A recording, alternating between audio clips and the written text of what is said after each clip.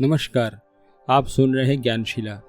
ये वीडियो पूज्य श्री भाई जी के पत्र पर आधारित है, जो एक साधक द्वारा विवाह के उपरांत पश्चाताप से संबंधित है।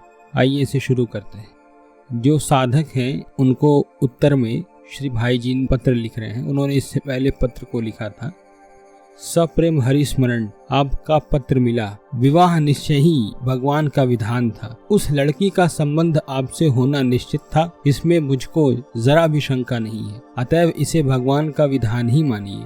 दूसरी बात, विवाह न करने में आनंद था, यह बात अभी आपको महसूस होती है। विवाह न हुआ होता तो कुछ समय बाद आपकी स्थिति बहुत अधिक बिगड़ जाती। अभी विवाह होने पर जितना कष्ट का अनुभव कर रहे हैं, उसकी अपेक्षा वह कष्ट कहीं भयानक होता और पता नहीं उसमें आपका कितना पतन था। ईश्वर की दयामयी व्यवस्था उसे चढ़ाइए। मेरी समझ से लड़की सचरित्रा दिखती है, सो नहीं सचरित्रा ही है। लड़कपन में दोष हो जाना कोई अनहोनी बात नहीं है।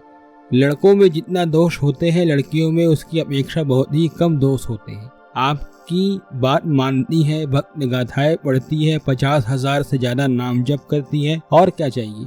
विवाह तो आपको करना ही पड़ता। कहीं ऐसी कोई लड़की मिलती जो बात बात में आपके विरुद्ध रहती, तब आप क्या करते? जरा कल्पना तो कीजिए। विवाह करना न अपराध है न ही पाप। विवाह तो करना ही चाहिए। हाँ, जिन महापुरुषों की जन्म से संन्यासमयी वृत्ति रही होती है, उनकी बात अलग है। आसक्ति, विषय वासना बढ़ती है, वरना यह कुछ समय बाद यदि भगवान का भजन आप करते रहे तो अपने आप ही कम हो जाएगी। घबराइए नहीं, आप घर से भाग जाना चाहते हैं, ऐसा आपने अपने पत्र में लिखा, तो यह बहुत ही बुरी बात है। यदि आपने ऐसा विचार किया तो मेरा अवश्य ही अपराध होगा और उसमें मैं बहुत ही नाराज हो जाऊंगा। घर वालों से जहाँ तक बने खुश रहा करिए, सहिष्णु बनिए, मन से ईश्वर का स्मरण कीजिए, जीवन में से विषाद को निकाल दीजिए। विषाद तो तमोगुण है, प्रसाद प्रसन्नता है।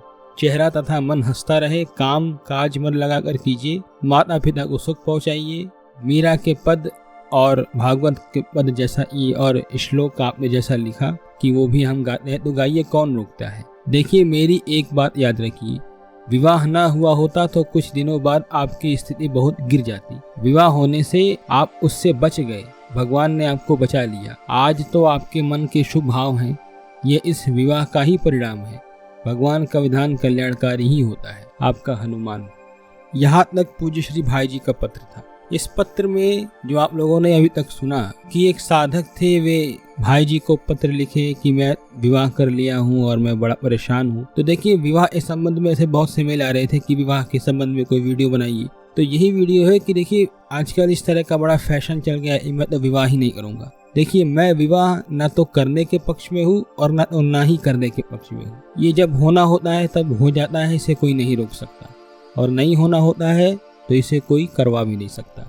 और विवाह की जहाँ तक की बात है, तो मेरे विचार से कि जो महापुरुष है, जिनका जीवन अनुशासनात्मक रहा है, वे ही विवाह न करने का निर्णय लें, और तभी ले जब उनके जीवन में और भी इससे बड़े बड़े कोई काम हो जिन्हें वे करना चाह रहे हो, उनका कोई लक्ष्य हो, तभी करें। वरना भावुकता में आके, भावावेश में आके ऐसा निर्णय कर बैठना कि मैं तो विवाह ही नहीं करूंगा, फिर उसके बाद से ऐसे व्यक्ति को समाज में, खासकर भारतीय समाज में, यहाँ भारत देश में, उसे अच्छी दृष्टि से नहीं देखा जाता है। और भी कई समस्याएं आती हैं उम्र बढ़ने के साथ साथ।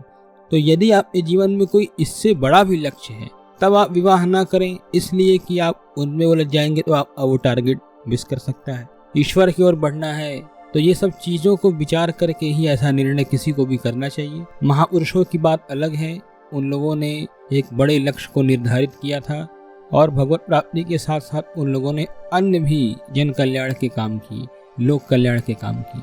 तो जब आपके जीवन में कोई बड़ी चीज हो, बड़ा लक्ष्य हो, और आपको लगता हो कि मैं ऐसा आगे चल के मुझे कोई दिक्कत नहीं आएगी, मेरा मन नहीं इधर उधर जाएगा, तो ही ऐसा निर्णय ले। महापुरुषों की देखा देखी करना ये घातक होता है एक एज के बाद। धन्यवाद।